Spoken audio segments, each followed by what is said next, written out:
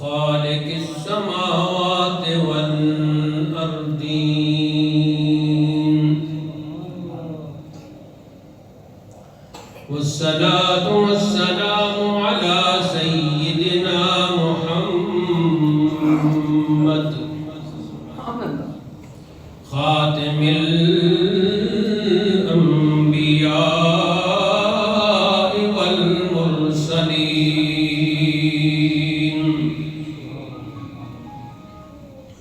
خير الأولين والآخرين والآخرين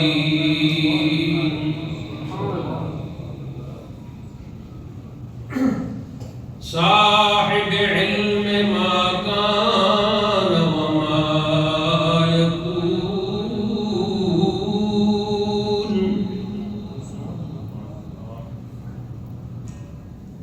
سيد الثقلين نبي الحرمين إمام القبلتين ووسيلتنا في الدارين وهدية السلام والصلاة على آله وصحبه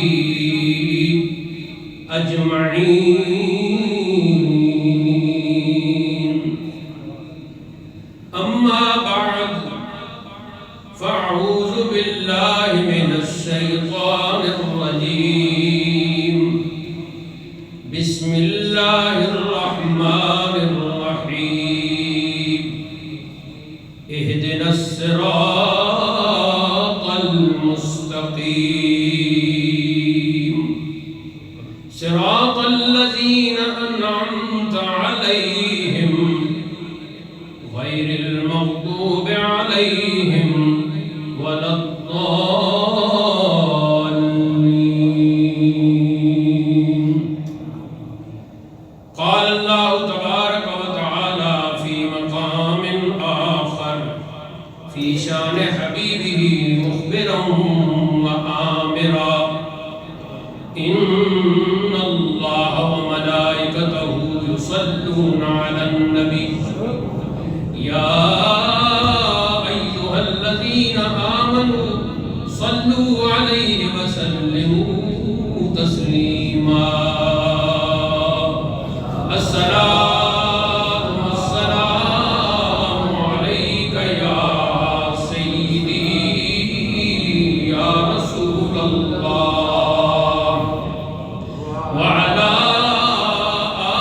آلك وأصحابك يا سيدي يا حبيب الله الصلاة والسلام عليك يا سيدي يا رسول الله وعلى آلك وأصحابك يا سيدي يا حبيب الله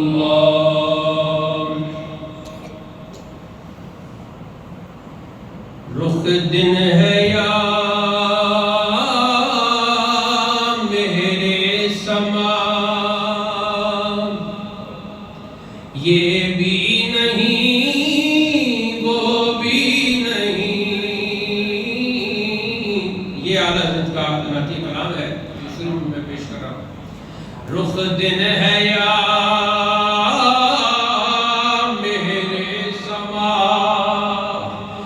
یہ بھی نہیں وہ بھی نہیں شب زلف یا مشک خطا یہ بھی نہیں وہ بھی نہیں فرماتے ہیں حضور کا رخ انور اس کو میں دن کہوں یا آسمان کا سورج کہوں نہیں یہ بھی نہیں وہ بھی نہیں اور میں حضور کی زلف کو شب سے رات سے تشبیہ دوں یا خطا کے علاقے کی جو کستوری ہوتی ہے خوشبو اس کے ساتھ اس کی نسبت جوڑوں نہیں یہ بھی نہیں وہ بھی نہیں.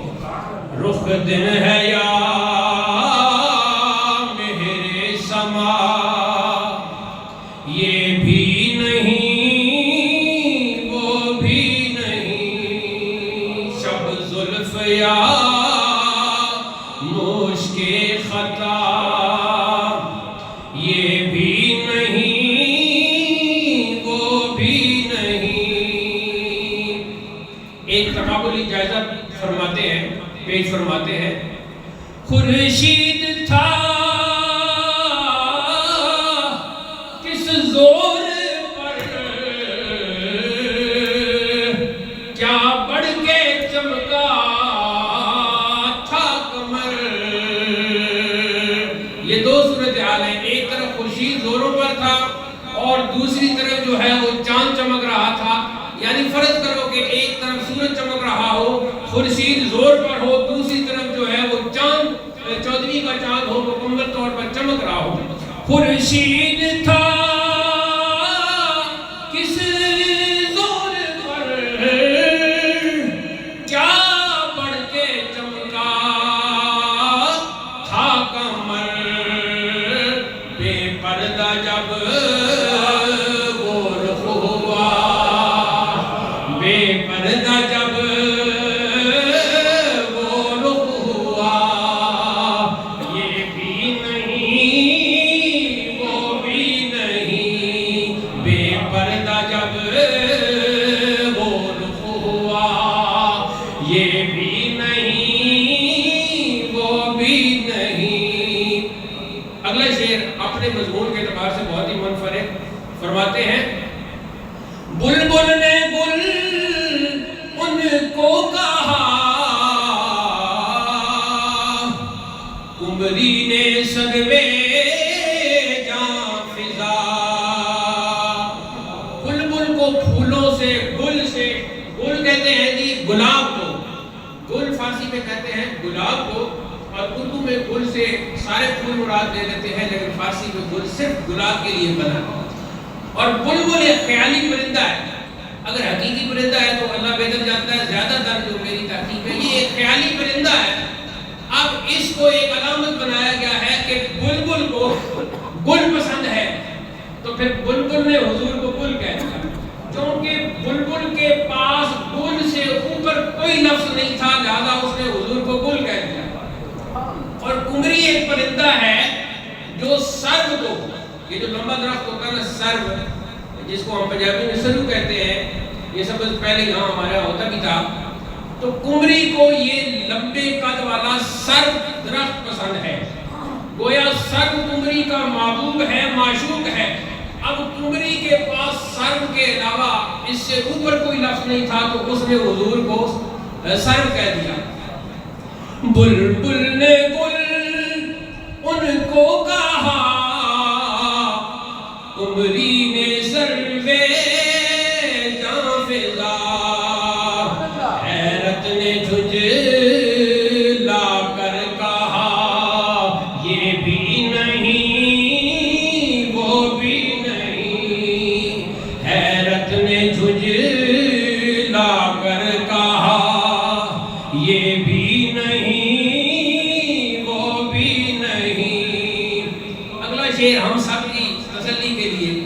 یہاں تو حضور ریاض الملت کے اس عرس کے موقع پر آپ کے خلفاء بھی تشریف فرما ہے، آپ کے تلامذہ بھی تشریف فرما ہے، مریدین اور آپ سے عقیدت رکھنے والے تشریف فرما ہے. پھر ہر ایک کی اپنی عقیدت ہے، ہر ایک کا اپنا مقام ہے، ہر ایک کا عبادت کا اپنا طریقہ ہے، خدمت دین کا اپنا طریقہ ہے. تو اس اعتبار سے ہر ایک کا ایک مقام ہے. اور میں ایک عبد گناہگار ہوں، ایک طالب علم ہوں، ایک گناہگار شخص ہوں، لیکن ہم سب کی تسلی کے لیے اگلا شعر آ رہا ہے. آلت فرماتے ہیں. ڈر تھا کہ عیسیاں کی صدا اب ہوگی یا روزے جزا. فرماتے ہیں آپ نے تمام اعمال کے باوجود یہ ڈر تھا کہ میرے عیسیوں کی، میرے گناہ کی سزا یہاں دنیا میں ہوگی یا روزے جزا آخرت میں ہوگی. ڈر تھا کہ عیسیاں کی سزا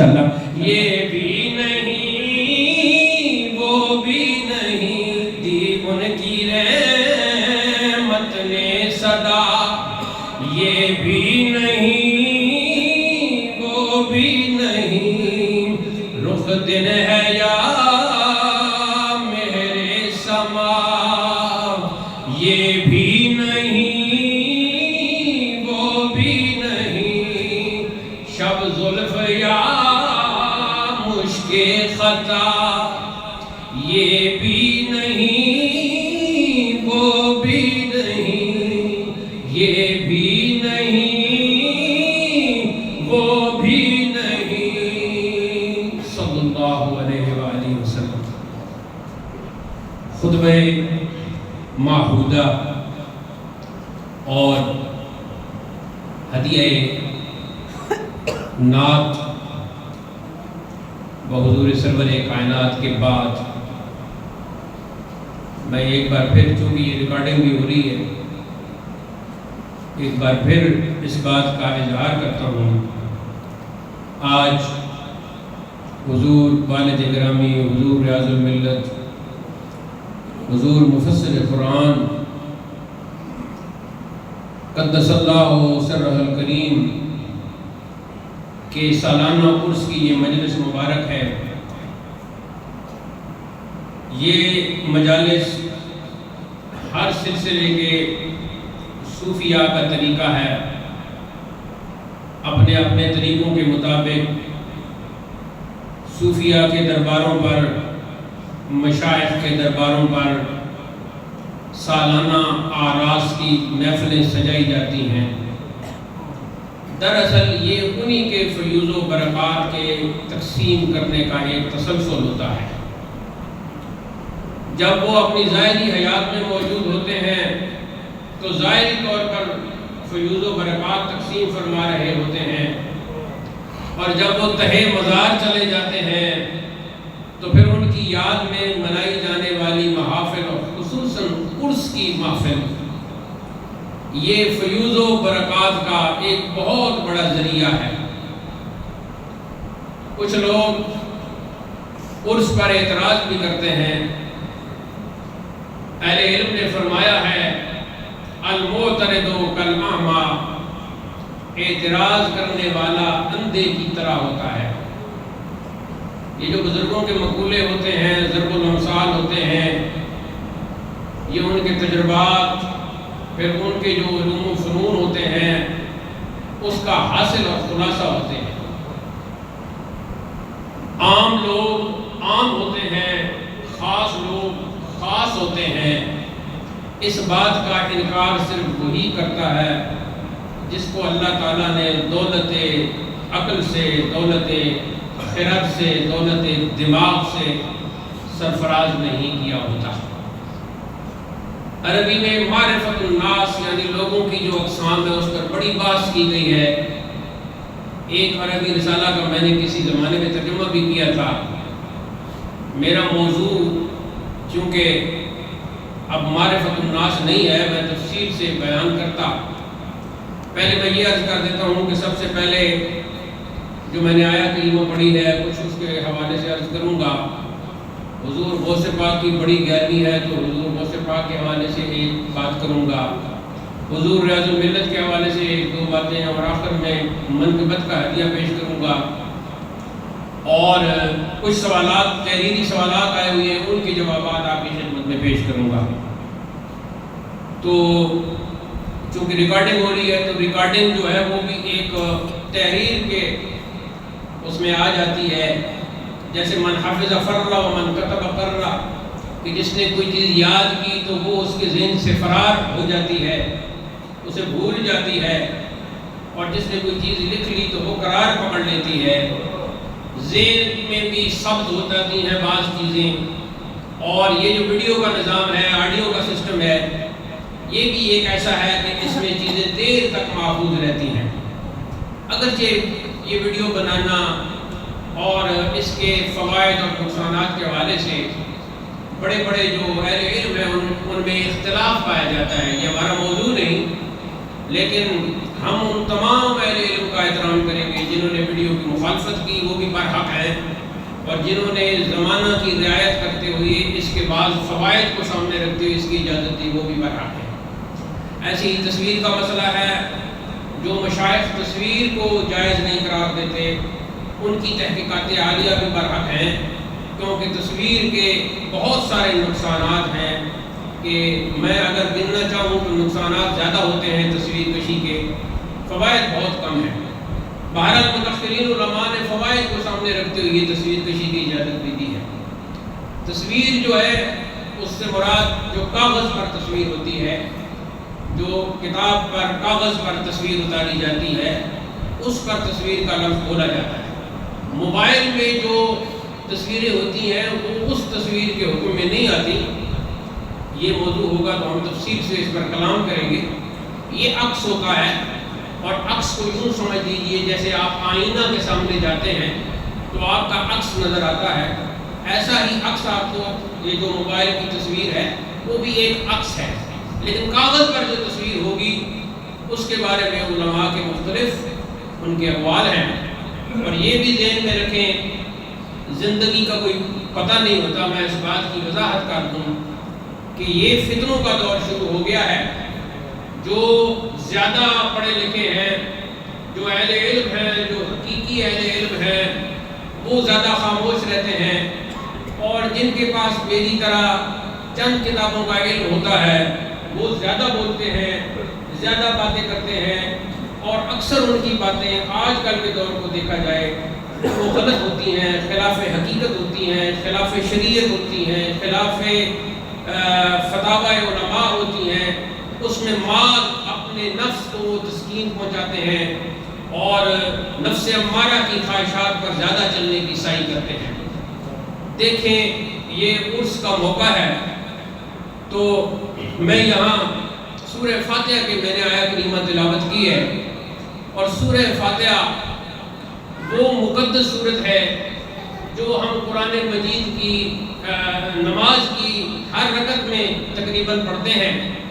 اگر جماعت میں کھڑے ہوں، امام کے پیچھے ہوں تو پھر بعض رکعتیں خالی بھی ہوتی ہیں، لیکن جب ہم منفرد اکیلے پڑھتے ہیں تو سورہ فاتحہ ہر نماز میں پڑھی جاتی ہے، اور کبھی بیٹھ کر آپ کیلکولیٹر پر حساب لگا سکتے ہیں کہ ہم 5 نمازوں میں کتنی بار سورہ فاتحہ پڑھتے ہیں، اور پھر ایک مہینے میں کتنی بار پڑھتے ہیں، پھر جتنی زندگی گزر گئی ہے کتنی بار پڑھ لی ہے۔ تو اس میں جو آیت کریمہ ہے اہدنا الصراط المستقیم، اس کا عام ترجمہ یہ کیا جاتا ہے کہ ہمیں سیدھے رستے کی ہدایت فرما، یہ عام ترجمہ کیا جاتا ہے، لیکن جو ترجمہ اعلیٰ حضرت نے، حضور ریاض الملت نے اور دیگر ہمارے مشائخ نے کیا ہے وہ یہ کیا ہے کہ ہمیں سیدھے رستے پر چلا، کہہ دیں سبحان اللہ، ہمیں سیدھے رستے پر چلا۔ اب کہاں وہ ترجمہ کہ ہمیں سیدھا رستہ دکھا یا ہمیں سیدھے رستے کی ہدایت دے، اور کہاں یہ ترجمہ کہ ہمیں سیدھے رستے پر چلا۔ دراصل مشائخ بین السطور یہ فرمانا چاہتے ہیں کہ ایک بندہ پاکیزہ لباس ہو کر گھر سے نکلا اور طہارت صغریٰ اس نے گھر میں کی، یا مسجد میں آ کر اس نے وضو کیا، تو اب بدن بھی پاکیزہ ہو گیا، اب نماز کے لیے وہ کھڑا ہو گیا، اور مسجد کے اندر پاکیزہ بدن، پاکیزہ لباس، پاکیزہ جگہ پہ پاکیزہ کلام پڑھ رہا ہے، تو ہدایت تو اسے پہلے سے میسر ہے، سیدھا رستہ تو اسے پہلے سے پتہ ہے، تب وہ آیا ہے مسجد میں، تبھی تو وہ نماز ادا کر رہا ہے۔ اب اسے اس سیدھے رستے پر چلنے کے لیے استقامت کی ضرورت ہے، اس لیے فرمایا ہمیں سیدھے رستے پر چلا۔ یہ کلام چونکہ مجمل تھا، مجمل کلام وہ ہوتا ہے جس کے لیے تفصیل کی ضرورت ہے، تو اب اس میں اجمال تھا، یعنی اختصار تھا، بہت شارٹ تھا کہ ہمیں سیدھے رستے پر چلا۔ تو یہاں سوال تھا کہ وہ رستہ کون سا ہے، تو آگے اس اجمال کی تفصیل بیان کر دی، صراط الذین انعمت علیہم، ان لوگوں کا رستہ جن پر تم نے انعام فرمایا۔ لوگ کہتے ہیں بھئی یہ بابے کوئی چیز بھی نہیں ہے، یہ عرسوں پر مت جایا کرو، درباروں پر مت جایا کرو۔ قرآن کہتا ہے کہ ہر رکعت میں تو نے کہنا ہے کہ مجھے ان کے رستے پر چلا جن پر تو نے انعام فرمایا۔ یہ وہ انعام یافتگان ہیں۔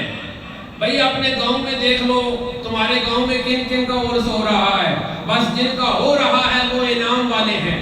پھر قرآن نے آگے جا کر اگلی ایک صورت میں خود ہی وضاحت کر دی کہ انعام والے وہ ہیں من النبیین والصدیقین والشہداء والصالحین، وہ اللہ کے نبی ہیں، وہ صدیقین ہیں، وہ شہداء ہیں، وہ صالحین ہیں۔ صالحین میں تمام قادری آ گئے، چشتی آ گئے، نقشبندی آ گئے، سوربندی آ گئے، اویسی آ گئے، شاذلی آ گئے، جتنے بھی یہ 14 خانوادے ہیں تصوف کے۔ میں نے اپنے رسالہ علم تصوف میں ساری تفصیل لکھ دیا، وہاں پڑھ سکتے ہیں، نیٹ پر بھی یہ رسالہ موجود ہے۔ تو جتنے بھی مشائخ ہیں، جتنے بھی روحانی سلسلے ہیں، وہ سارے کے سارے صالحین میں آ گئے۔ اب یہاں یہ بتایا جا رہا ہے کہ تم نے چلنا تو سیدھے رستے پر ہے، پھر اس سیدھے رستے پر استقامت بھی اختیار کرنی ہے۔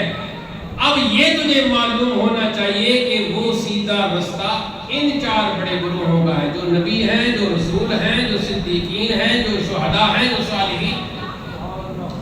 صالحین کا جو لفظ ہے یہ بہت ہی وسیع ہے۔ میں نے کہا نا کہ تمام سلسلوں کے بزرگ اس میں آ گئے۔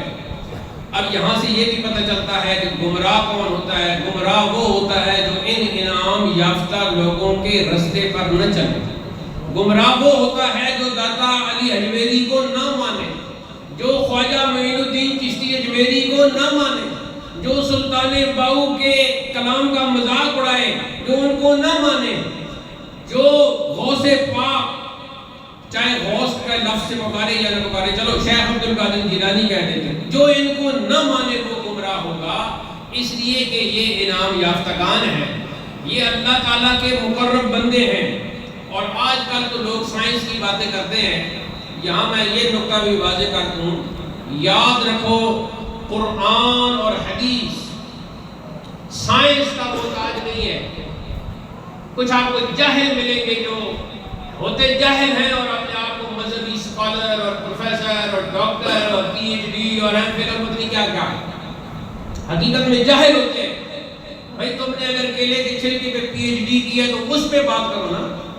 پی ایچ ڈی تم نے کیلے کے چھلکے پر کی ہے، بات کرتے ہو سورہ فاتحہ پر، بات کرتے ہو سورہ البقرہ پر، بات کرتے ہو تفسیر کی، ٹکر لیتے ہو بیضاوی سے، جھگڑا کرتے ہو صاحب جلالین سے، تمہارا کیا مطلب ہے اس سے؟ اب کچھ لوگ سہارا لیتے ہیں کہ دین کی ایک بات بھی پتہ ہو تو وہ پھیلانی چاہیے۔ ایک حدیث کا حوالہ دیتے ہیں، بلغوا انی ولو آیا، کہ میری طرف سے تبلیغ کرو چاہے ایک آیت ہی کیوں نہ ہو۔ میں پوچھتا ہوں، علماء تو فرماتے ہیں بے علم کو واعظ کرنا حرام ہے، پڑھو والا جن کی کتابیں، ان کے فتاوی پڑھو۔ جو بے علم ہے اس کو واعظ کرنا حرام ہے، جس کو دین کا علم نہیں ہے اس کو واعظ کرنا حرام ہے۔ میں سارا قدیم درس نظامی کر کے بیٹھا ہوں، جدید تنظیم المدارس کے امتحانات دے کے بیٹھا ہوں، یہ افتاء کا کورس کر کے بیٹھا ہوں، دورہ تفسیر کر کے بیٹھا ہوں، کتنوں کو پڑھا چکا ہوں، لیکن میں اللہ کی قسم اٹھا کے کہتا ہوں میں اپنے آپ کو واعظ کرنے کے قابل نہیں سمجھتا۔ تو تم کس بات کی مولی ہو؟ ایک آیت پڑھ لی، اس کا ترجمہ پڑھ لیا، ایک حدیث پڑھ لی اور سہارا لیتے ہوئے ان حدیثوں کا۔ مجھے یہ بتاؤ کہ یہ جو حضور فرما رہے تھے بلغوا انی ولو آیا، یہ کس کو فرما رہے تھے؟ یہ صحابہ کو فرما رہے تھے۔ حضور کے مخاطب صحابہ تھے، صحابہ کی تو یہ شان تھی کہ ایک آیت میں ان کو ملتی تو وہ جا کے بیان کرتے تھے نا ایسے صحابہ۔ یہ علماء تشریف فرما ہے، یہ حضور رضی الملت کے فیض یافتگان عمر میں مجھ سے بڑے یہاں تشریف فرمائے، انہیں پتہ ہے کہ صحابی کی تو یہ شان ہے کہ صحابی کو جب کہا جائے گا بلغوا انی ولو آیا کہ ایک آیت بھی تم تک پہنچی ہے کہ تو اس کو آگے پہنچا، وہ تو حضور کا صحابی ہے، اس نے تو حضور سے سیکھا ہے، تو اس کی تو بات ہی الگ ہے۔ لیکن میں اگر ایک ہی آیت سیکھوں، ایک ہی جناب حدیث سن لوں، کہیں اردو کی کسی کتاب سے پڑھ لوں اور اس حدیث کو پیش کروں کہ حضور نے فرمایا بھائی ایک حدیث بھی ہے تو تم آگے جا کے تبلیغ کرو، نہیں۔ تبلیغ وہی کر سکتا ہے جس کے پاس علم ہو، جسے اللہ تعالیٰ نے وہ مسند عطا کی ہو۔ تو یہ جو ہے انعام یافتگان، جن میں حضور ریاض الملت شامل ہیں، تمام مشائخ شامل ہیں، پیران کامل شامل ہیں، جن کے آراس منائے جاتے ہیں۔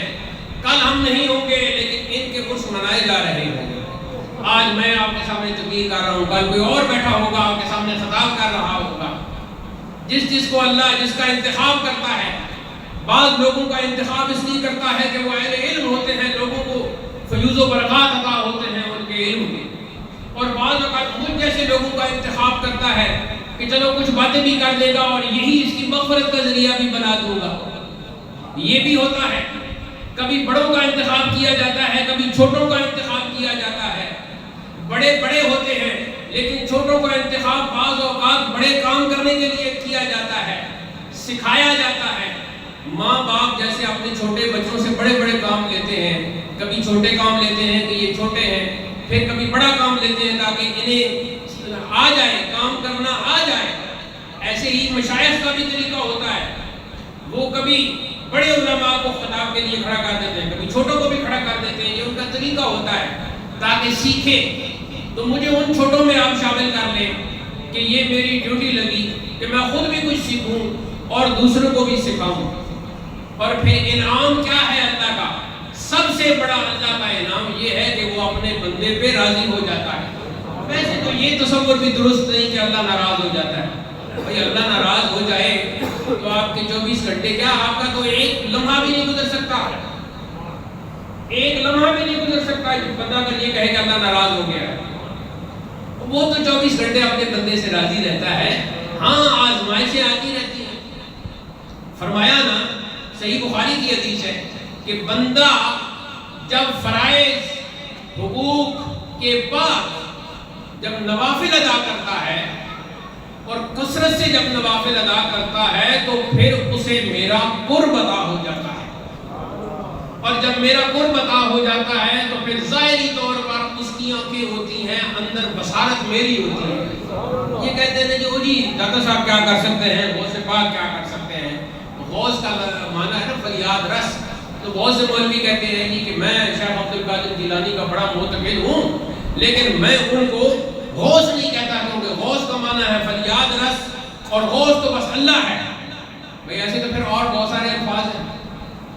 رب حقیقت میں اللہ ہے، لیکن قرآن کے اندر ہی رب کا لفظ دوسروں کے لیے بھی استعمال ہوا ہے۔ پڑھے نا قرآن پاک۔ پھر یہ مالک تو اللہ ہے نا، مالک یوم الدین، اسی سورہ فاتحہ میں آ گیا، مالک تو وہ ہے۔ لیکن ہم کہتے ہیں جی اس مکان کا مالک کون ہے، یا مالک مکان ہے جی کرایہ لینے کے لیے۔ چھوٹے سے 5 مرلے کے مکان کو جو آکوپائڈ بائی وہ جو ہے اس کو بھی آپ مالک کہہ دیتے ہو۔ تو ادھر پھر یہی الفاظ ہیں مگر ان کے معنی مختلف ہوتے ہیں۔ وہ غوث ہے حقیقی اور غوث اعظم ہے اس کے نمائندے، وہ ہے خالق، یہ ہے مخلوق۔ تو یہ ہمیشہ یاد رکھیں کہ اولیاء اللہ کے ساتھ ہمارا تعلق کبھی ختم نہیں ہو سکتا، بلکہ ہمارا ایمان، بلکہ ہماری نماز مکمل ہی تب ہوتی ہے جب ان پیاروں کے لیے ہم دعا کرتے ہیں اور ان کے رستے کے لیے، رستے پہ چلنے کی ہم دعا کرتے ہیں کہ صراط الذین انعمت علیہم۔ یہ نقطہ اپنے ذہن میں بٹھا لیں، جس کی سمجھ میں آ گیا سبحان اللہ، جس کی سمجھ میں نہیں آیا وہ اس پہ غور کریں کہ وہ ہر رکعت میں، نماز کی ہر رکعت میں کیا مانگ رہا ہے، پھر اسے پتہ چلے گا کہ اللہ کے ولی کون ہے اور میں نے ان کے ساتھ رشتہ کیسا رکھا ہے۔ اب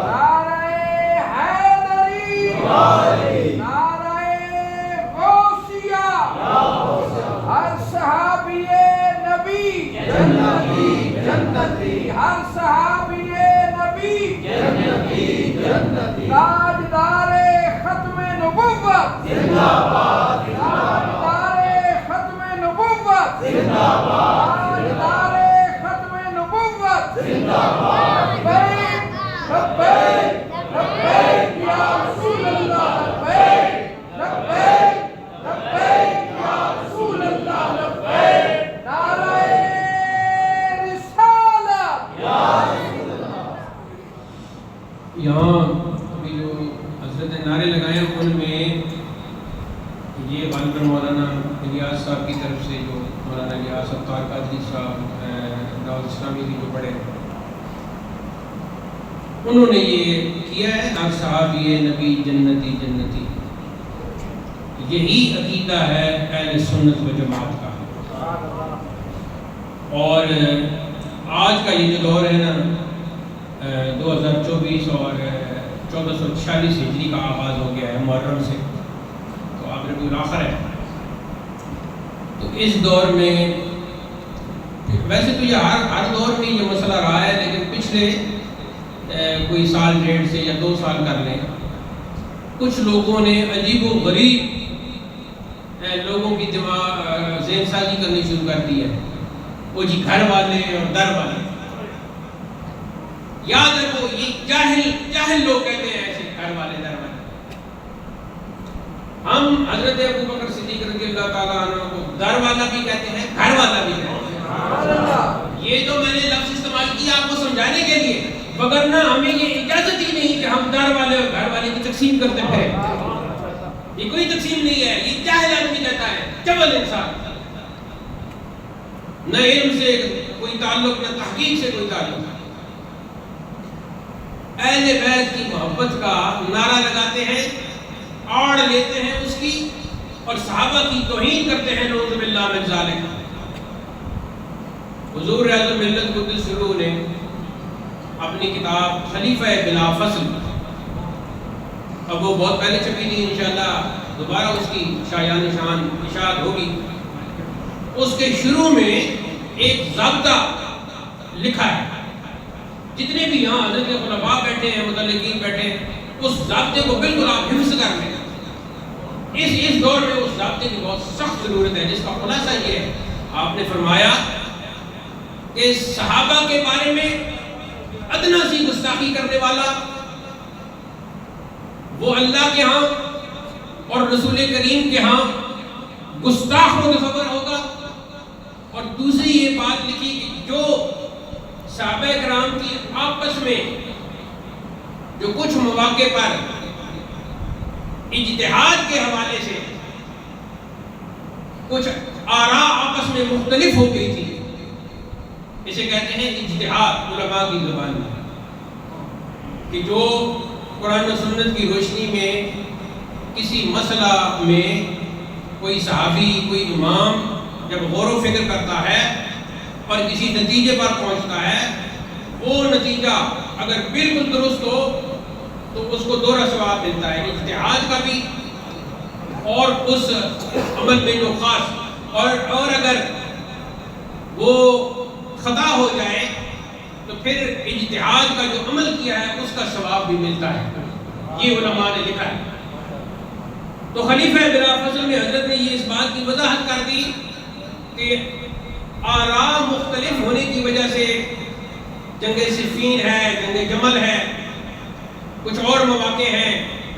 مطلب کہ حضرت عثمان غنی کی خلافت میں جو ایک اختلاف شروع ہو گیا، پھر آپ کی شہادت ہو گئی اور پھر فطروں کا بہت ہی آغاز ہو گیا.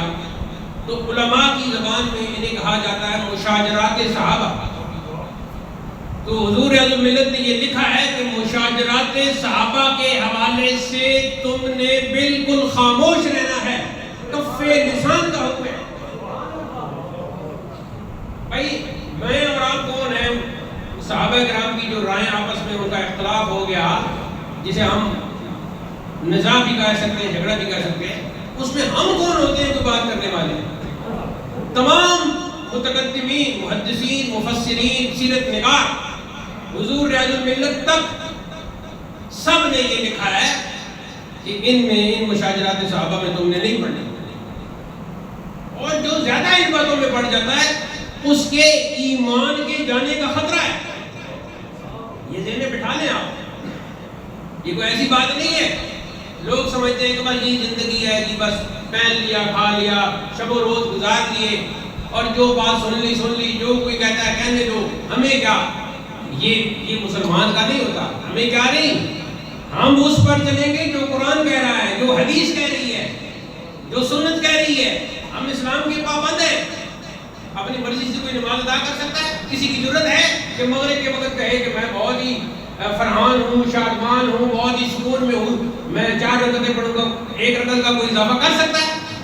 1 رکعت کا اضافہ اگر امام صاحب بھی کرے تو وہ مقتدی بتا دیتے ہیں جناب آپ نے 4 پڑھ لی تو پھر جماعت ہوتی ہے، اصل میں 5 پڑھ لی تو پھر جماعت ہوگی، یا اصل کی 3 پڑھ لی تو پھر جماعت ہوگی۔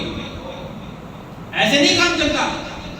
اس لیے آج کے دور کے فتنوں کو سمجھو، اور فتنوں کی جو حدیثیں ہیں وہ چاہے امام بخاری ہوں، چاہے امام مسلم ہوں، امام ترمذی ہوں، سب نے کتاب الفتن میں بیان کی ہے۔ ان کو قیامت کے ساتھ مت جوڑو، کچھ لوگ ان کو قیامت کے ساتھ جوڑنا شروع کر دیتے ہیں، وہ کتاب الفتن میں بیان ہوئی ہیں۔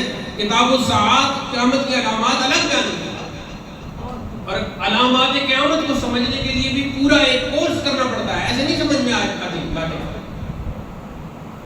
کچھ خلاصہ اس کا یہ، کچھ ابتدائی علامات ہیں، کچھ درمیانی علامات ہیں، کچھ بالکل آخری ہیں، اور پھر قیامت ہے۔ تو یہ کچھ ابتدائی باتیں تھیں۔ اب حضور اعظم ملت کا ملفوظات میں سے ایک ملفوظ بیان کرتا ہوں۔ میں نے اپنی روایت سے حضور کے ملفوظات جمع کیے ہیں، وہ صرف میری اپنی ذاتی روایت ہے۔ حصہ اول اس میں 100 ملفوظات آئے ہیں، تو انشاءاللہ ابھی کچھ ہی دنوں میں اس کی پروف ریڈنگ کا سلسلہ شروع ہو جائے گا۔ یہ ہمارے اندر بیٹھے ہیں علامہ عطاء مصطفیٰ صاحب، تو میں نے ان سے کہا تھا کہ آپ پروف ریڈنگ کریں، کچھ اور علماء کو بھی تکلیف دیں گے، تو وہ پروف ریڈنگ ہو جائے گی۔ اس کے بعد پہلا حصہ ملفوظات مبارکہ کا آ جائے گا، جو صرف میری اپنی ذاتی روایت ہے۔ پھر باقی علماء کی جو روایات ہوں گی وہ بھی شامل کریں گے، دوسرا حصہ آ جائے گا۔ اسی طریقے سے اللہ توفیق دے گا تو تیسرا اس میں حصہ آ جائے گا، جتنے بھی حصے اللہ کو منظور ہوئے۔ کیونکہ اگر میں پہلے حصے میں 100 روایتیں بیان کر رہا ہوں تو جو یہاں علماء تشریف فرمائے ان کے ذہن میں کتنی باتیں ہوں گی جو خاص انہی سے تعلق رکھتی ہوں گی۔ اس میں جو پہلا ملفوظ میں نے لکھا ہے، جب وہ سامنے آئے گی تو اس میں تو میں نے بہت تفصیل لکھی، میں خلاصہ بیان کرتا ہوں۔ یہ جو حضرات بیٹھے ہیں نا، یہاں حجرہ نمبر 2، تو اس کو 1 کر دیا تو اس وقت حجرہ نمبر 2 یہاں تھا اور اس کا دروازہ تھا، تو حجرہ نمبر 2 کے دروازے کے سامنے تشریف فرما تھے۔ تو کوئی حضرت شاہ ولی اللہ محدث دہلوی کے حوالے سے کوئی استفتاء آیا ہوا تھا، تو چونکہ میرے فتویٰ نویسی کی تربیت بھی روزانہ کے وہ بنیاد پر ہوتی تھی، تو وہ میں فتویٰ لکھ رہا تھا۔ فائنل کر کے تو میں جب حاضر خدمت ہوا کہ اس پہ حضرت نظر ثانی فرمائے، اس میں میں نے مختلف کتابوں کا، ایسی کتابوں کا حوالہ دیا تھا جو انہی دنوں میرے پاس لاہور سے آئی تھی۔ تو حضرت نے دیکھا تو بہت مسرت کا بھی اظہار کیا۔ اس کتاب میں اب ایک القول الجلی تھی، ایک کوئی اس کے ساتھ ایک ہی جلد میں، مجھے یاد نہیں، اس میں کوئی ایسی بات لکھی ہوئی تھی جس کے ضمن میں ارشاد فرمایا کہ لوگ کہتے ہیں اللہ فرماتے ہیں، تو فرمایا ایسے نہیں کہنا چاہیے بلکہ کہنا چاہیے اللہ فرماتا ہے۔ یہ اکثر لوگ آپ میں سے ایسے بیٹھے ہوں گے جو اس طرح کہتے ہیں اللہ فرماتے ہیں، اللہ بخشتے ہیں، اللہ کہتے ہیں۔ تو یہ فرمایا پہلے ملفوظ مبارک ہے کہ اللہ فرماتے ہیں نہیں کہنا چاہیے بلکہ کہنا چاہیے اللہ فرماتا ہے۔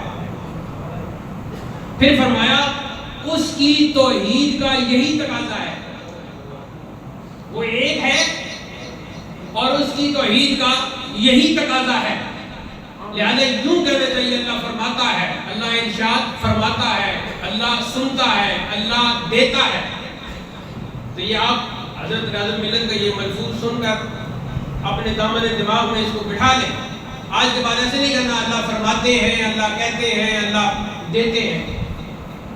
اب یہاں یہ جو نوجوان بیٹھے ہیں ان کے ذہن میں آئے گا کہ بھئی ہم تو بڑوں کے نہیں کہتے، ہمارے والد صاحب فرماتے ہیں، ہمارے استاد فرماتے ہیں، ہمارے پیر مرشد فرماتے ہیں، ہمارے بزرگ فرماتے ہیں۔ تو ایک شخص ہوتا ہے اس کے لیے ہم یہ جمع کا لفظ استعمال کرتے ہیں۔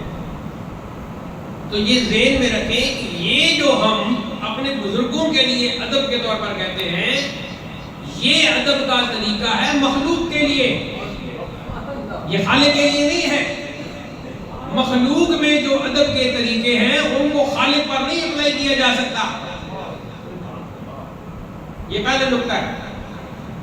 اب آؤ قرآن مجید کی طرف. یہ موضوع میرا نہیں ہے لیکن میں چونکہ حضرت کا ملفوظ اول بیان کیا تو اس لیے قرآن مجید میں جہاں کہیں جمع کا صیغہ استعمال ہوا ہے اللہ نے اپنے لیے جمع کا استعمال انا نحن نزلنا انا نحن نزلنا الذکر وانا لہ لحافظون.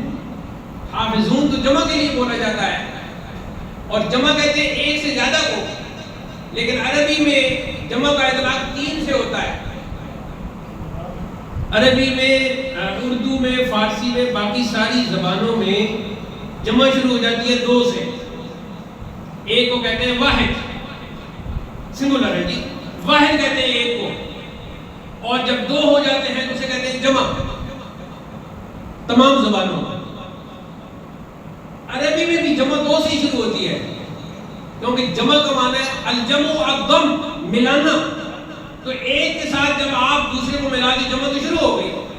لیکن اس لیے کہتے ہیں عربی میں 3 سے جمع شروع ہوتی ہے کہ عربی میں 2 کے لیے الگ لفظ موجود ہے, اسے کہتے ہیں مثنیٰ, تثنیہ بھی کہہ دیتے ہیں کبھی. تو عربی میں چونکہ مثنیٰ 2 کے لیے الگ ایک لفظ موجود ہے, اس لیے پھر سمجھانے کے لیے کہہ دیتے ہیں کہ عربی میں جمع 3 سے شروع ہوتی ہے. ویسے عربی میں جمع 2 سے شروع ہو جاتی ہے کیونکہ جمع کا معنی ہے ملانا. تو ایک کے ساتھ جب دوسرا مل گیا تو جمع شروع ہو گئی. اب یہاں کیا فرمایا, انا نحن, نحن جمع کے لیے استعمال ہوتا ہے جس کا معنی ہے ہم. پھر فرمایا نزلنا, ہم نے نازل کیا. یہاں واحد کے لیے ہونا چاہیے تھا نزل, تو میں نے نازل کیا. آگے وَإِنَّا, وہاں انا کی جگہ انی ہونا چاہیے تھا دونوں جگہ. لہو لحافظون ہونا چاہیے تھا, یہاں کا لحافظون. اور حافظون جمع ہے جو 3 پر, کم از کم 3 پر بولا جا سکتا ہے, یعنی 3 حفاظت کرنے والے ہوں تو کہا جاتا ہے حافظون. اب بتاؤ, نحنو تو ہم ہو گیا, چلو ٹھیک ہے جی. اردو کا بھی یہ اسٹائل ہے کہ ہم, اب جو ہے وہ شوہر اپنی بیوی کو کہہ رہا ہے کہ ہم 3 بجے آئیں گے تو کھانا تیار ہونا چاہیے. ایک شخص ہے لیکن اپنے آپ کو ہم کہا. ادھر اللہ بھی ایک ہے, قل هو اللہ احد, ایک ہے نا, احد ہے, ایک ہے. لیکن ادھر کہا انا نحن نزلنا الذکر وانا لہ لحافظون. تو یہاں اب اس مسئلے کو حل کرنے کے لیے یہ ہے علم بلاغت کا مسئلہ. آپ کہیں گے علم بلاغت کیا ہے؟ میں بتاتا ہوں. جب آپ مدرسہ میں پڑھنے کے لیے جائیں گے تو وہاں آپ ایک کتاب پڑھیں گے دروس البلاغہ, یہ آج کل نصاب میں شامل ہوئی ہے. ہمارے زمانے میں پہلی کتاب تھی تلخیص المفتاح, وہ بلاغت کی کتاب ہے. پھر اس کی شرح ہے مختصر المعانی جو امام طفتزانی نے کی, وہ مختصر شرح ہے 500-600 صفحے کا. ایک اور شرح اس کی جو کئی اجزاء پر مشتمل تھی جس کا خلاصہ مطول کے نام سے ہے. مختصر کا معنی ہوتا ہے مختصر شارٹ, مطول کا معنی ہے لمبی. وہ ہم بلاغت کی ہم نے کتابیں پڑھی ہیں جن کو آپ بس دیکھ ہی سکتے ہیں. ان میں یہ لکھا ہے کہ جب کوئی بڑی ہستی اپنے آپ کو سامعین اور مخاطبین کے سامنے اپنی عظمت اور اپنی شان بتلانا چاہتی ہے تو واحد کی جگہ جمع کا صیغہ استعمال کیا جاتا ہے. سبحان اللہ.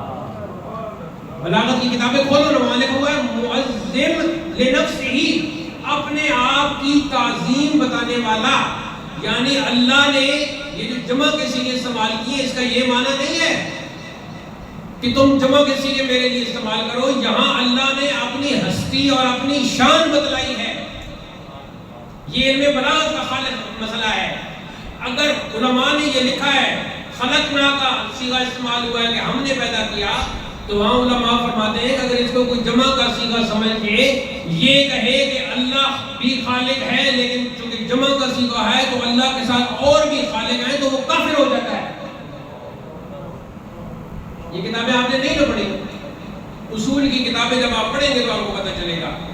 اب یہ کچھ جاہل مولویوں نے, جاہل خطیبوں نے اس اسٹائل کر کے اللہ فرماتے ہیں, اللہ دیتے ہیں, اللہ کہتے ہیں. یہ خاص کر جب آپ یہ کہیں کہ اللہ پیدا فرماتے ہیں, تخلیق کرتے ہیں, تو اس میں بات کفر تک جا پہنچتی ہے. اس لیے اللہ کی جو توحید کا تقاضا ہے, اور وہ خالق ہے, مخلوق کے ادب کے جتنے لیے استعمال نہیں ہوں گے. ہاں وہ اپنے لیے جمع کا صیغہ استعمال کرتا ہے تو وہ اپنی شان اور عظمت ظاہر کرنے کے لیے استعمال کرتا ہے, جیسا کہ میں نے بلاغت کی روشنی میں آپ کو بتا دی. یہ پہلا ملفوظ میں نے لکھا ہے وہاں حضور ریاض الملت کا کہ اللہ فرماتے ہیں نہیں کہنا چاہیے, اللہ فرماتا ہے. بہت سے مولویوں کے ساتھ اس پر میرا ان دنوں قریب دنوں میں نزاع بھی ہو جاتا تھا, جھگڑا بھی ہو جاتا تھا. تو خیر جس کے پاس علم ہوتا ہے, اللہ تعالیٰ جسے علم کی دولت عطا کرتا ہے تو وہی ٹھہرتا ہے ہمارے سامنے. عام بندہ پھر باقی جو جاہل لوگ ہوتے ہیں ان سے ہم کلام نہیں کرتے, کیونکہ قرآن مجید میں یہ منع فرما دیا گیا ہے کہ جاہل سے اگر تمہارا پالا پڑ جائے تو بس جو اہل علم کا طریقہ ہے قال سلامہ وہ گزر جاؤ بس. اب ہم آتے ہیں جی یہ حضور ریاض الملت کے حوالے سے بات ہو گئی. کچھ سوالات ہیں تحریری, میں ان کا جواب دینا چاہتا ہوں, لیکن اس سے پہلے میں حضور غوث اعظم کے حوالے سے ایک بات کر لوں. ایک سوالات کے اندر بھی حضور غوث اعظم کے حوالے سے آ جائے گا. آپ نے فرمایا درست العلم حتی صرت قطبا, کہ میں نے علم حاصل کیا یہاں تک کہ میں قطب بن گیا. اب یہ پورا ایک کورس ہے روحانیت کا جس میں یہ سکھایا جاتا ہے کہ روحانی دنیا کیا ہے, اور اس میں قطب کون ہوتا ہے, ابدال کون ہوتا ہے, غوث کون ہوتا ہے, غوث الاغواث کون ہوتا ہے, افراد کون ہوتے ہیں, بدلاء کون ہوتے ہیں, نجبا کون ہوتے ہیں. یہ ساری قسمیں ریاضی شریعت میں حضرت نے کچھ پہلے حصہ میں اس طرح تھوڑا سا لکھا بھی ہے, اس حوالے سے آپ پڑھ سکتے ہیں ریاضی شریعت حصہ اول میں. تو قطب جو ہے یہ ویسے تو اگر آپ کو جو جن لوگوں نے وہ آٹا پیسنے والی چکی دیکھی ہے, وہ جب ایسی چکی چلاتے ہیں نا تو وہ جو اوپر کا پتھر ہوتا ہے نا اسے کہتے ہیں پڑ. تو وہ جو اوپر والا پڑ ہوتا ہے نا وہ پنجابی میں ہے کہ میں جان دی چکی دا پڑ بھارا تے ساسنا خرید رکھتی, یہ پنجابی میں کہتے ہیں. وہ جو پڑ ہے اوپر وہ جب چل رہا ہوتا ہے تو اس کے اندر ایک لوہے کا ایک کیل وہ سخت ہوتی ہے اس پتھر کے اندر. اب اس کیل کے اوپر وہ پڑ جو ہے وہ حرکت کر رہا ہوتا ہے, اس کیل کو کہتے ہیں قطب. کیا کہتے ہیں؟ قطب کہتے ہیں اس کو. تو یہ بھی جو قطب ہوتا ہے زمانے کا, جس خاص علاقے کا ہوتا ہے, اللہ تعالیٰ نظام کائنات کو اس قطب کے ساتھ ایسے چلا رہا ہوتا ہے. جیسے پڑ اس قطب کے بغیر, اس کیل کے بغیر نہیں چلتا, ایسے ہی نظام دنیا جو اللہ نے قطب بنایا ہوتا ہے اس کے بغیر نہیں چلتا.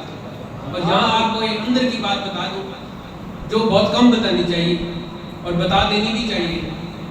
میری جو تحقیق ہے اور جن بزرگوں سے میں ملا ہوں انہوں نے مجھے بتایا ہے کہ یہ جو ہمارا علاقہ ہے اس علاقے کے قطب ہیں حضرت بری امام کہہ دے رحمۃ اللہ تعالیٰ. اور مشائخ نے یہ فرمایا ہے کہ جس قطب کا جو علاقہ ہو, آپ جو کام بھی کرنا چاہو پہلے اس قطب کے دربار میں حاضری دو اور وہاں اللہ سے دعا کرو کہ یا اللہ یہ تیرا قطب ہے اس علاقے کا, مجھے معلومات ملی ہے, اب میں نے تسلیم کر لیا ہے ان کو قطب, اب تو اس قطب کے صدقے میں یہ جو کام کا آغاز کرنے لگا ہوں اس میں خیر فرما اور مجھے کامیاب فرما. تو جس علاقے کا جو قطب ہوتا ہے اس کی اجازت ضروری ہوتی ہے. اگر کوئی آدمی کہے کہ میں قطب کو نہیں مانتا, میں اجازت کو نہیں مانتا, تو بڑا آسان سا جواب ہے ہمارے پاس. ہم اس کو کہیں گے ہم تمہیں نہیں مانتے, تم کون ہوتے؟ یہ علماء اب یہ جواب دیے کریں.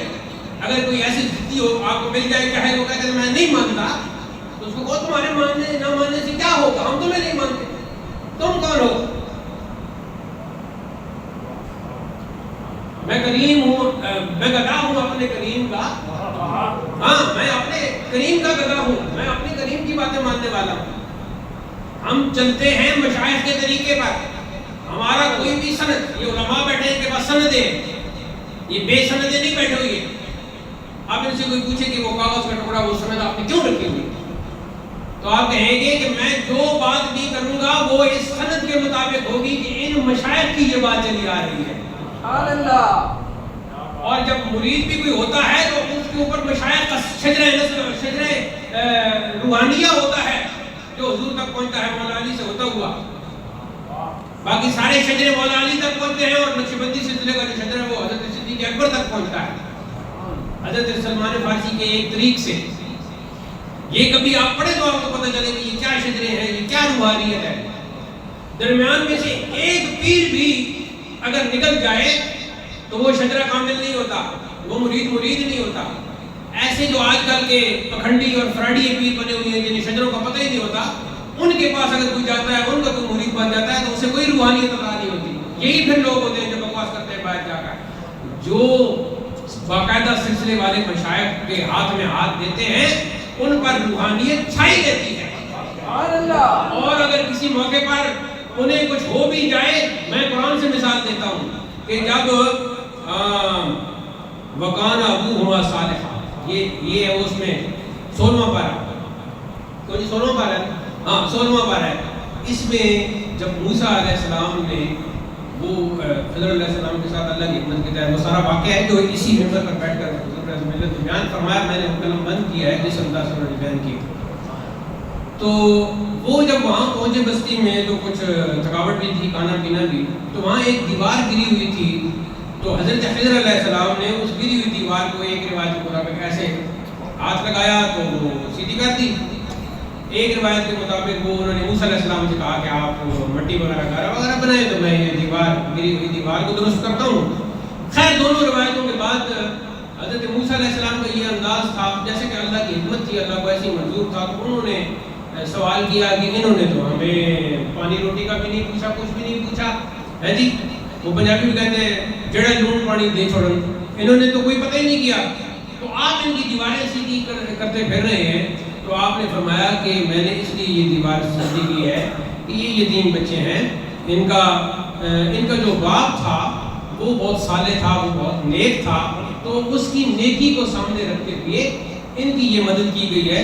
اس دیوار کے نیچے دراصل ان کا خزانہ ہے, وہ جو پرانے خزانے ہوتے تھے جیسے ادھر صدر بازار سے بھی نکلی تھی تیل وغیرہ, تو وہ اس طرح وہ ہوتے تھے.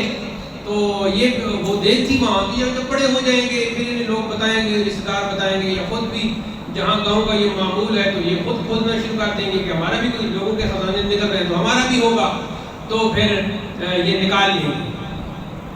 ابن کثیر, تمام دیوبندی اہل حدیث جتنے بھی لوگ ہیں سب ابن کثیر کو مانتے ہیں.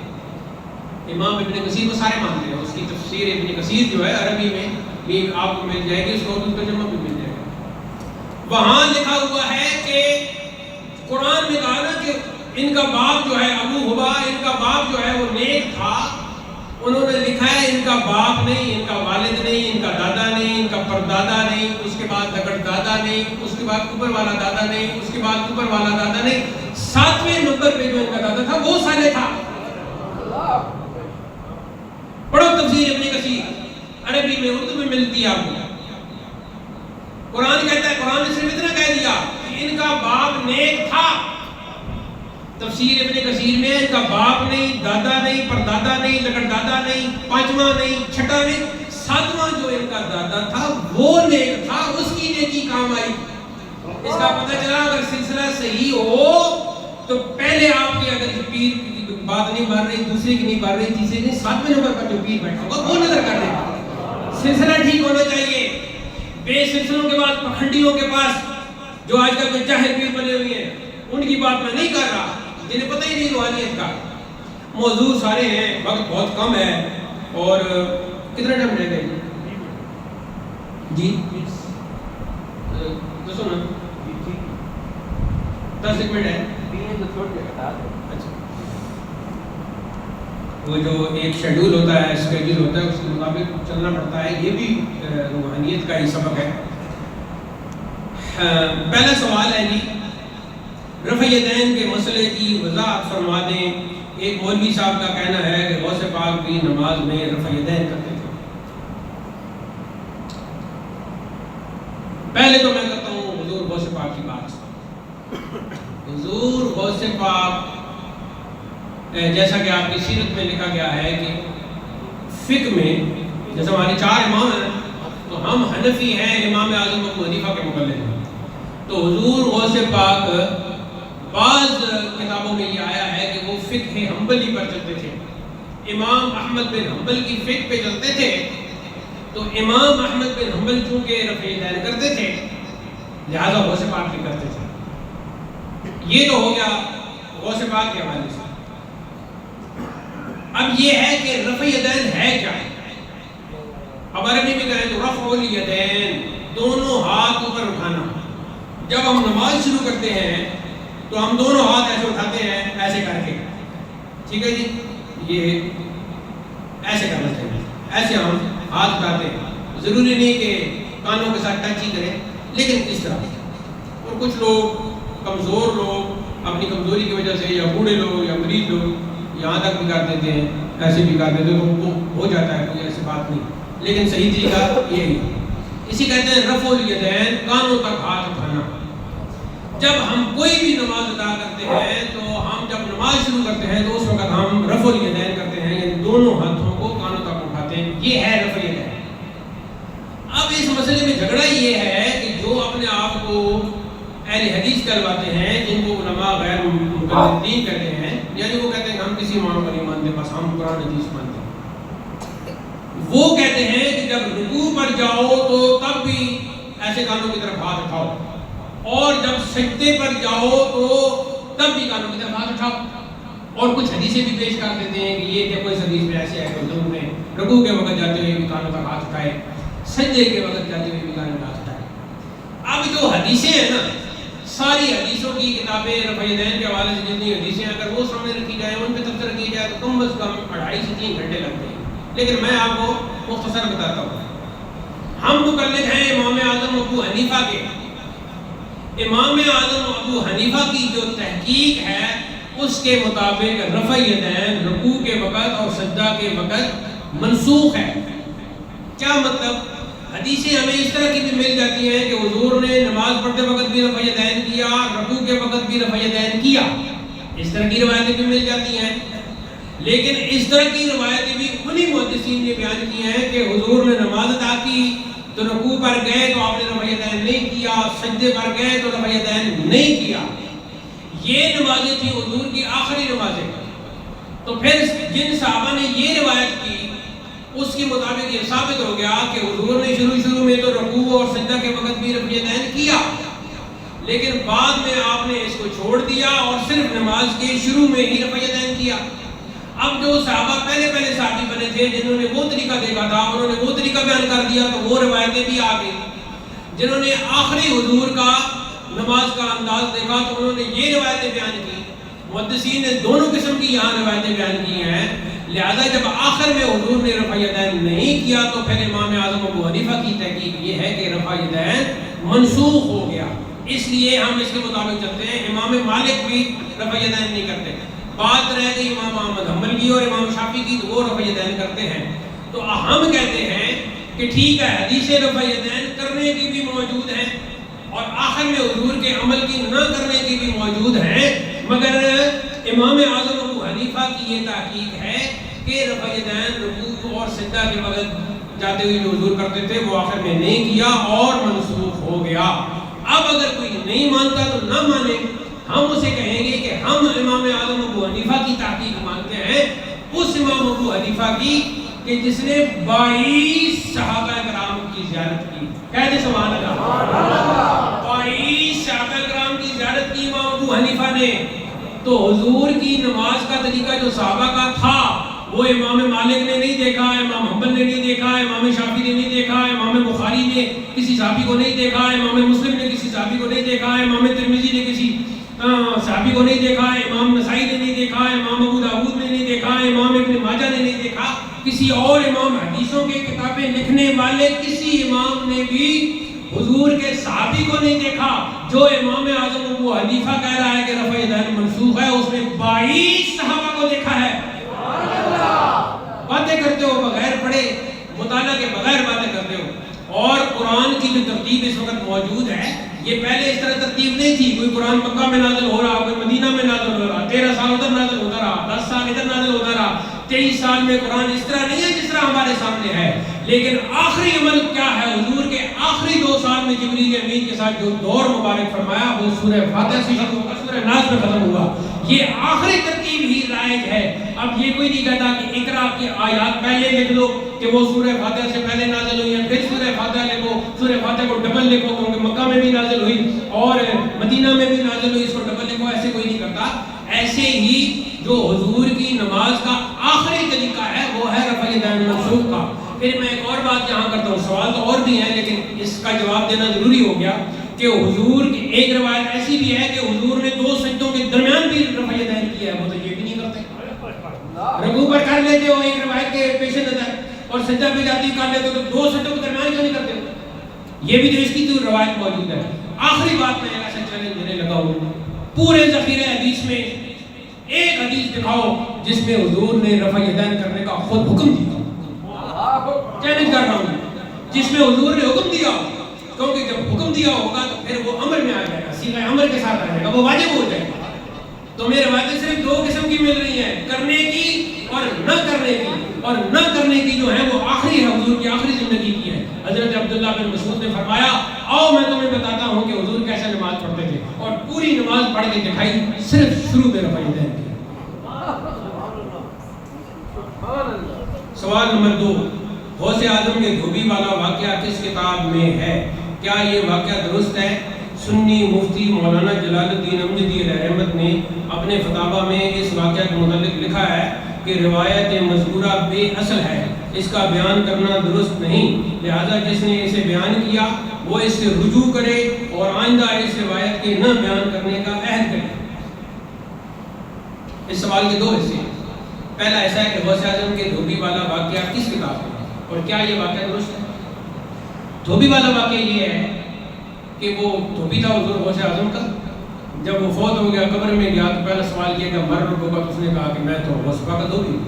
پھر پوچھا کہ ما دینک کا تیرا دین کیا ہے، تو اس نے جواب میں کہا کہ میں غوث پاک کا دھوبی ہوں. تیسرا سوال حضور کے بارے میں کہا گیا کہ ما کنت تقول فی حق ھذا الرجل، تو اس نے کہا میں غوث اعظم کا دھوبی ہوں. یہ واقعہ ادھر حضور رضی اللہ ملت کے سامنے بھی بیان ہوا ہے. کیا جی سوال ہے؟ اچھا یہ ہے واقعہ. سوال یہ ہے کہ دھوبی والا واقعہ کس کتاب میں ہے؟ تو یہ ہے جی مولوی اشرف علی تھانوی کی کتاب الفاظات الجومیہ جلد 2 میں ہے یہ واقعہ. سوال کا جواب ہو گیا. ٹھیک ہے جی، کہ دھوبی والا واقعہ کس کتاب میں ہے؟ تو مولوی اشرف علی تھانوی کی کتاب الفاظات الجومیہ جلد 2 پر یہ واقعہ لکھا ہوا ہے.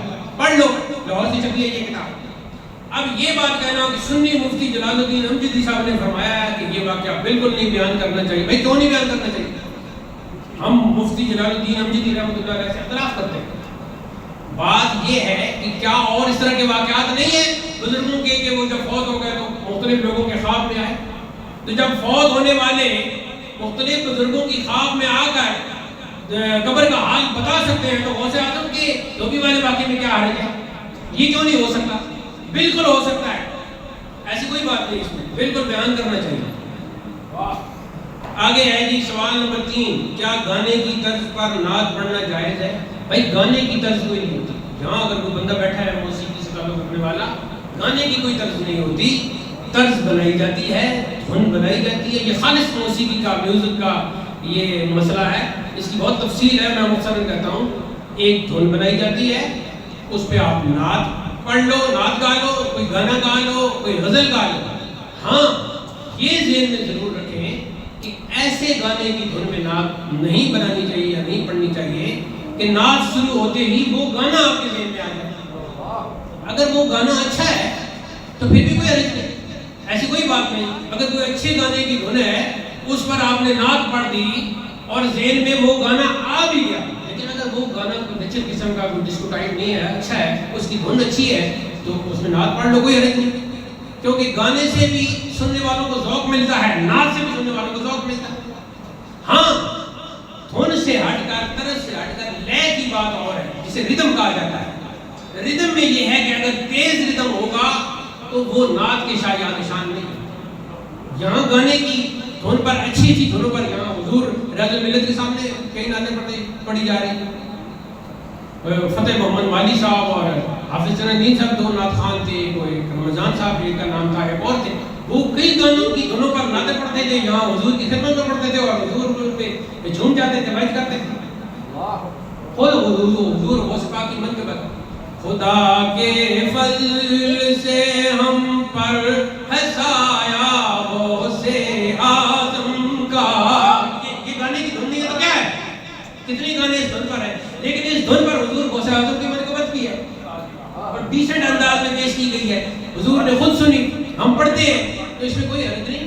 ہاں اگر ردم اس میں آ جائے اور ردم بہت ہی فلوئنٹلی اس میں جا رہا ہو، بہت ہی اس میں تیز ہو اور ردم میں بندہ کھو جائے، ایسی طرز جو ہے وہ پھر نعت کے لیے اچھی نہیں ہے. نعت کے لیے ایک اچھی طرز ہونی چاہیے جس میں روحانیت ہو، جس میں ایک چاشنی ہو، ایک کیف ہو، ایک ادب ہو. اچھل اچھل کے نعت پڑھنا جیسے آج کل کرتے ہیں، ایسے نعت خوان آج کل کے جو بنے ہوئے ہیں، کبھی میں ادھر چلا گیا، کبھی ادھر چلا گیا، کبھی یوں کر رہے، کبھی یوں کر رہے، یہ انداز رقص کا وجد کا یہ نہیں ہونا چاہیے. ہاں اگر کسی کو نعت پڑھتے پڑھتے وجد آ گیا، رقص کرنا اس نے شروع کر دیا، تو پڑھو نا کشف الماجود داتا گنج بخش کی، پورا چیپٹر ہے وجد کے بارے میں کہ اگر روحانی طور پر آپ میں وجد آ گیا، آپ نے رقص کرنا شروع کر دیا، تو وہ تو اللہ کی طرف سے ہے، وہ تو اللہ کی رحمت ہے. بہت سارے سوال ہیں لیکن میں کیا نعت خوان حضرات اور سکالر وغیرہ کے لیے عالمانہ لباس اور علماء جیسی وضاحت جائز ہے؟ بالکل ناجائز ہے، قطعاً جائز نہیں.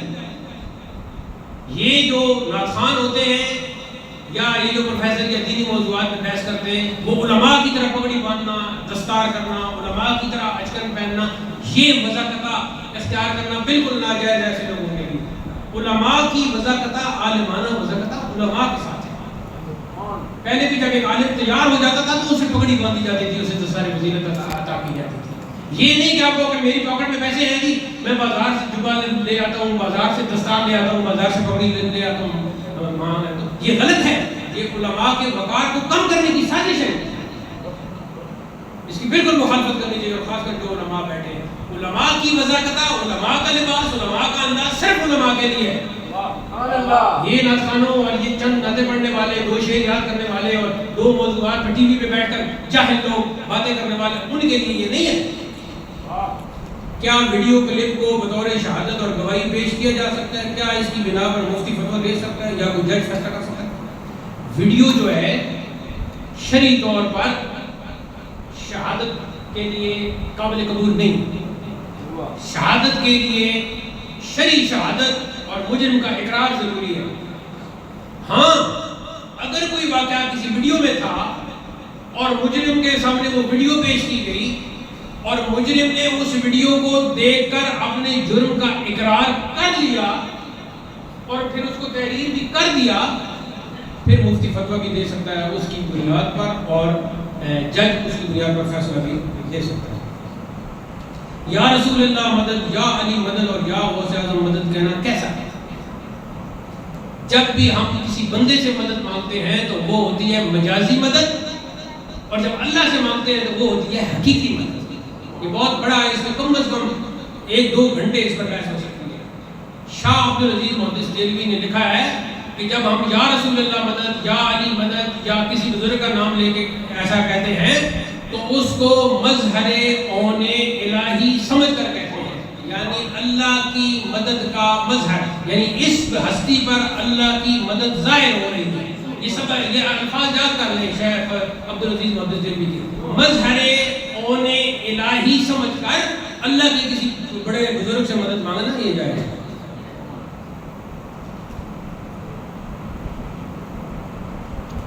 بس یہ سب کچھ سوالات ہیں جن کا مختصراً جواب ہو گیا ہے. تو منقبت کی وہ حضرت یہاں جو پرانے علماء بیٹھے ہیں ان کے علم میں ہے.